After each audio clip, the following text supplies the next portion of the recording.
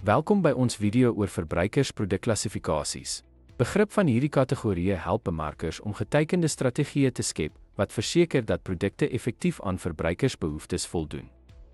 Kom ons ondersoek die verskillende tipes verbruikersprodukte en hul unieke eienskappe.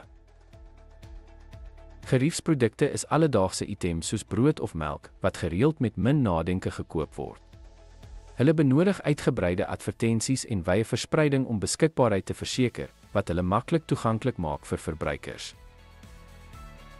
Impulsprodukte word spontaan aangekoop, dikwels gedryf deur sterk emosies of behoeftes.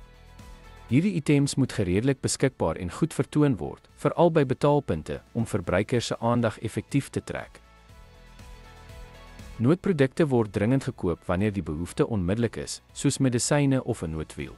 Verbruikers prioritiseer toeganklikheid bo prys, wat wye verspreiding van kritieke belang maak vir hierdie produkte. Inkopieprodukte word verdeel in homogene en heterogene kategorieë. Homogene produkte, soos toestelle, word as soortgelyk beskou met verbruikers wat fokus op die vind van die laagste prys deur vergelyking. Heterogene inkopieprodukte, soos meubels en klere, word as onderskeidend beskou. Verbruikers ag kwaliteit en styl bo prys, wat dikwels persoonlike verkope en vergelyking met soortgelyke produkte behels. Ongesoekte produkte, soos lewensversekering of begrafnisdienste, vervul behoeftes, maar word nie aktief gesoek nie. Hulle vereis sterk promosie en persoonlike verkope om bewustheid te skep en aankope te dryf.